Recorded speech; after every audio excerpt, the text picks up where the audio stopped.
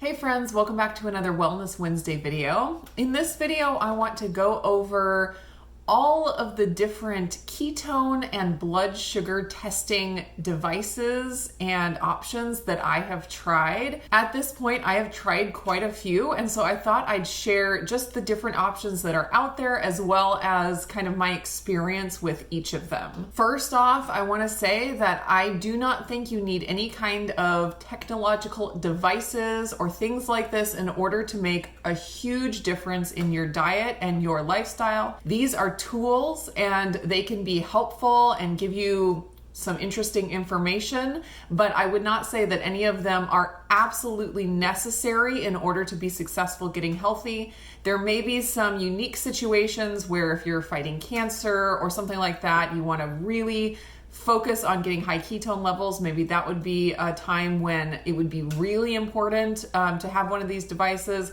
Then of course, if you are diabetic, type 1 or type 2, having some kind of a blood sugar monitoring device becomes a little bit more important.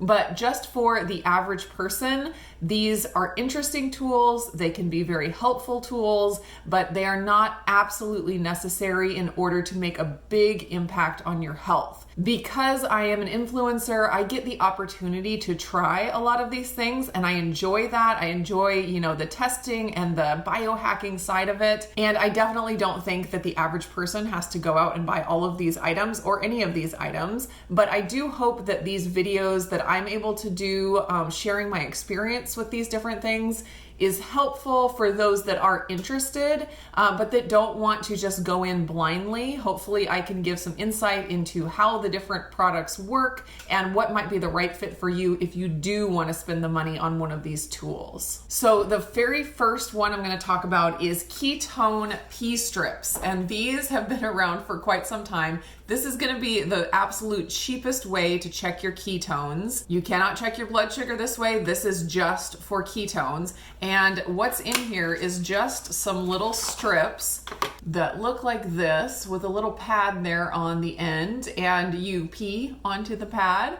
And it changes color based on how many ketones or how much ketone is in your urine. You have the little color palette here. So if you get the very dark purple, it means you have a high concentration of ketones in your urine. This method is probably the least accurate, especially long term, because as you get more keto adapted, your body uses the ketones more efficiently, and your body's not just wasting the ketones in your urine. So if you're just getting started on a keto diet and you are curious about if you're getting into ketosis or not, these can be helpful, but real quickly as you continue on your keto journey, these become not helpful. The other thing to keep in mind with these is if you do use them and you get a super dark purple response, then it could be that you're in a very deep state of ketosis and you're wasting a lot of ketones through your urine. But it could also mean that you're dehydrated and your urine is more concentrated than it should be. So if you do get that really dark purple, just to be on the safe side, start drinking some more water, maybe add in some electrolytes, make sure that you're not just dehydrated. All right, the next option, and probably the next cheapest option, is to go for a blood monitor. And you can get a blood sugar monitor that only monitors blood sugar. You can get them pretty cheap, and sometimes you can even get them for free if you have a doctor's prescription, and then you just pay for the test strips. But there are options out there now that do both blood ketones and blood sugar. You have to have two different kinds of strips, but you can use one monitor to test both of those things. So if you're interested in both of those things, that's very helpful. This one here is from Foracare, and it is one that tests both the ketones and the blood sugar. Let me just show you what it looks like. They give you a nice little log book so you can write down all of your blood sugars, and it comes in this fancy little case. So in here we have a lancet that you use to poke your finger so that you can get the blood to put on the strip. And then we have the monitor here. Take that off. And the little strips go right in here at the top. In this little pocket here, you can put in your strips. This is a ketone control solution, so if you're worried that your monitor is not measuring correctly, you can test this just to make sure. This kit here comes with 10 ketone strips, and then these are the little lancets, the refills for this, so that you can, have a fresh needle. And then this here is the little bottle of the blood sugar test strips. So if you have never used a blood sugar or blood ketone monitor like this, it can be a little bit intimidating to get started. But once you figure it out, it's actually very simple, very easy, and it's a really good way to just get a really quick snapshot of your blood sugar or your ketones. The ketone strips do get expensive. The blood sugar strips are a little bit more affordable, and so it's more doable to, test your blood sugar several times throughout the day. It's not terribly expensive, although it is an ongoing cost.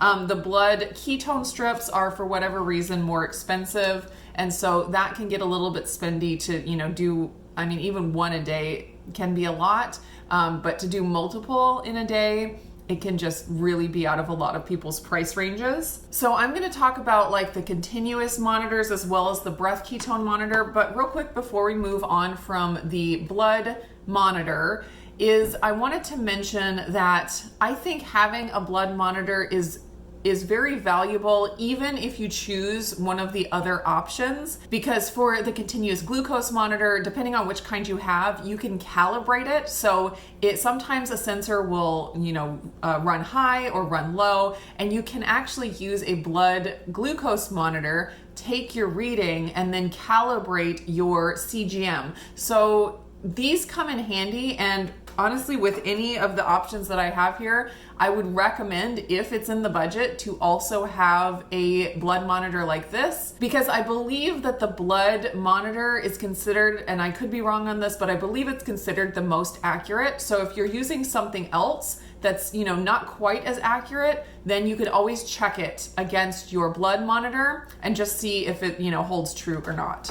The next one I'm going to talk about is a breath ketone monitor, and this is the Tone device. It's by Vanessa Spina of Ketogenic Girl, or the Optimal Protein podcast. And what this tests is the acetone on your breath. And this is a byproduct of fat burning. It doesn't test the waste or the spillover ketones like the P strips do. It's actually showing you like a byproduct of fat burning. So if you're seeing the ketones on your breath, the acetone, it means your body has already burned that fat. So in certain ways, the breath ketones apparently are one of the most accurate ways to test your fat burning state. And I have heard differing opinions on this. Some people say that the breath ketones are better for testing your fat burning state than even the blood ketones, because in a similar way to the urine test strips, your body can get more efficient, and so it's not, just spilling over ketones. In a similar way, your blood ketones, your body can get more efficient at using your ketones, and so you don't have lots of ketones just floating around in your blood ready to be tested. So as you get more keto adapted, some people say that the blood tests even get less accurate idea of what your body is doing as far as fat burning, and that breath ketones can actually be more accurate long term because they are actually testing the byproduct of fat burning on your breath. And so if you're seeing the breath ketones on the monitor, it means that you have been burning fat. For sure. One drawback to the breath ketones is apparently, and I'm not 100% clear on this, but there's some issue with if you do eat carbs. If you do eat carbs, it can register as higher ketones on the monitor. So I would say this is only accurate if you stay in a very ketogenic, low carb state. If you are carb cycling or, adding in carbs on cheat days or whatever, anytime like that, this is not going to be accurate in those times. You can still use it if you're in, the ketosis state, if you have certain days where you're in that state, but don't use it if you're eating carbs, because it will give you a false high reading. Now, the breath ketones and the blood ketones don't correlate exactly, but what Vanessa Spina says about the breath ketone numbers is that the number on the tone can correlate to the millimolar measurement of the blood ketone meters very roughly. On this one, if you get a 10, it correlates to a 1.0 on the blood ketone meter. And again, that's very, very rough, and it's not the same for everybody. What I found, which was very interesting, is that on my blood ketones, I rarely ever got up above 0.5, usually somewhere between 0.1 and 0.5. Very, very difficult for me to go anywhere above that. But on the breath ketone meter, I was almost always a 14 to a 17. So if you're correlating that with blood ketones, that would be like a 1.4 to a 1.7, but I never saw those kinds of numbers on the blood ketone monitor. So there's some difference there, and I don't know for sure which is more accurate, which is telling me the most important information. If I'm going by this, I'm in fat burning, really, good fat burning state all of the time. According to, the blood ketone monitor, I'm not even in nutritional ketosis most of the time because that's considered 0.5 ketones or above. So I don't have all the answers for that. I just am absorbing all of this information and trying to figure out how to use it to make it work for my diet and lifestyle and to inform, changes and decisions that I make. So that is the breath ketone monitor. And now on to the continuous monitors. These are going to be probably the most expensive. I mean, the breath ketone is a big upfront expense, but you can use it forever until it dies, and you don't have to buy new strips or anything like that. So the cost is just the initial cost, which is great. I love that. The continuous monitors at this point go for 14 days each. So it's going to be the most expensive option. And if you wanted to continue to do it, it would be a continued cost. I don't think, unless you are like really, really intense on getting high ketone levels because of cancer or something like that, I don't think it's something that normal people just need to wear all of the time. It'd sure be great if we could, because it's just really interesting information. But the way that I am going to be using the continuous ketone monitor is for experimenting, just seeing what kinds of lifestyle changes and diet changes I can make and how it affects my ketone numbers, and then seeing how I feel at those ketone levels. Because if I don't feel any better or different, then, I don't really worry about trying to get those numbers. So it's just gathering information. So this ketone meter is a CKM for short, continuous ketone meter, and it is by SciBio. I saw these and found out about these at KetoCon this year. I had no idea that a continuous ketone monitor was coming on the market, and I believe it's just in June supposed to start shipping. It's been on a Kickstarter, so you can order it, but you won't get it right away. I'm not sure exactly when in June they will start shipping, but this is something you can use for 14 days. This one that I have here, I've been waiting for the exact right time to put it on and to start experimenting. I don't want to waste any of the 14 days with this. So I'm going to write out all of the experiments I want to do for the whole 14 days and not apply it until I'm ready to start and be really focused and serious about it. So I am going to be using this soon. You'll be seeing videos of my experiments and different things and my experience with this. And I do think that the technology is going to become more readily available soon. I hear that other companies are going to start, incorporating the ketone monitoring technology into their other devices. So hopefully at some point in the near future, we'll be able to have a continuous glucose monitor that has the continuous ketone monitor as well, just in the same product. That would be amazing. I think we're right on the cusp of that kind of thing. So look forward to some videos about this coming up. Also, Lindsay Murphy did a whole bunch of testing when she had hers after KetoCon. So I will link to her, if she has a playlist or something of those CKM videos. I will link to those as well up in the cards, so you can check that out if you're curious about all the ins and outs of the continuous continuous ketone monitor from SciBio. And last but not least, I'm going to talk about the continuous glucose monitor. This is the Freestyle Libre from Abbott, and I get my CGMs from NutriSense. NutriSense is a continuous glucose monitor program. They facilitate getting the Libre CGMs for people, and then they also have a really, really intuitive, nice app. They have dietitians that can help walk you through all of the information and help you do different tests and all that. So that it's a whole program beyond just getting the CGM. Right now they're using the Freestyle Libre, but like I said, there are different kinds of CGMs out there, and there's actually a Freestyle Libre, a more advanced version that I think NutriSense is going to start using at some point in the future. So I'd be interested in trying that out if they do. But for now, I just use the Freestyle Libre 14. This is the one where you have to scan it every at least 8 hours in order to not lose your data. It's not Bluetooth. The newer version is Bluetooth, so it's a lot easier to just put it on and forget it. You don't have to continually scan it, and you don't lose any data. I will mention the SciBio ketone monitor is also Bluetooth, and so you don't have to scan it. It automatically updates for you, which is very cool. So far and away, the most valuable tool for my health that I've shown you here today that I have used is the CGM. I love having the blood monitor to test like a snapshot, but really it is just one snapshot. It's like the difference between a photo and a video, where you just get all of the information, all the ups and downs. And if you just take a snapshot from one little part, it's only a tiny fraction of the information that is there. So the CGM just gives you all of the information. When I first got my CGMs, I thought that what was going to happen was I was going to use the CGM and it was going to show me things that I was eating or doing that were spiking my blood sugar, and it would be a way for me to like reduce down my diet and narrow it down to things that didn't spike my blood sugar. What I found was that what I was eating was really not bad for my blood sugar at all. I was actually eating a very blood sugar friendly diet for myself.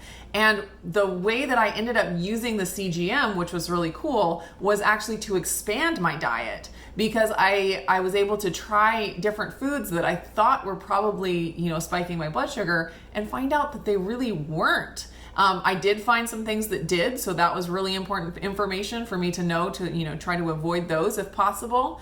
But then also it just expanded my diet so that I was able to incorporate a lot more things than I thought I could. So I thought it was going to be a narrowing thing and like honing in and making my diet more restricted, but actually it was a tool that allowed me to expand my diet and make it less restricted. And I'm super excited about that. That's like one of my biggest goals for my diet, is to expand it as much as I can while still being able to have as optimal health as I can. And again, just like with the ketone monitor, I don't expect that just average people would need to have a blood sugar monitor on all the time for the rest of their life. If you can afford it, it's very interesting and very helpful throughout the day, and I hope that the technology becomes more available and more affordable so that is an option, because it is very helpful to just keep an eye on it all the time, but financially that is not an option for a lot of people right now. So if you do have a little bit of money to work with, getting a 1 month set of 2 of the CGMs and running some experiments, kind of just seeing how your regular diet is affecting your blood sugar, pinpoint if anything really is setting it off more than you thought, and then beyond that, just doing some tests and trying to figure out, what your optimal diet is, because everyone responds differently to foods. There are some foods, of course, that, are more of a problem for everyone. Obviously, table sugar. If everyone eats table sugar, there's going to be some people that spike to the moon. There's going to be some that rise just a little bit, but that's the kind of thing that's going to make everyone rise. It's sugar. But then beyond that, there's things that we can eat that cause inflammation in our body, and our body responds like a stress response, and that can raise our blood sugar. So it could be not even related to the sugar or carb content of the food. It more has to do with our stress response to it, and that's going to just vary from person to person depending on your different sensitivities. And so taking the time to really hone in on what your body specifically can handle and what it can't can be super valuable, and you can get a lot of information in a month. Okay, so I have links for all of these down in my description, all of the things I've talked about. Some of them have discounts also, so check for that. I am an affiliate for all of these companies, Perfect Keto, as well as Fora, the Tone device from Ketogenic Girl, Acai Bio, and with NutriSense. So hopefully that levels the playing field for you. I'm affiliated with all of them. I'm not just affiliated with one or two. And I do think all of these products have their place and are useful, and it really just comes down to like what your goals are and where you're at in your journey, and what information you're looking for. So I hope that this video was helpful in helping you sort through all of that. Please let me know down in the comments if you've had experience with any of these and what has worked for you, and just any insights that you gained from that. I would love to hear it. I hope you guys are all doing great, and I will see you again in the next video.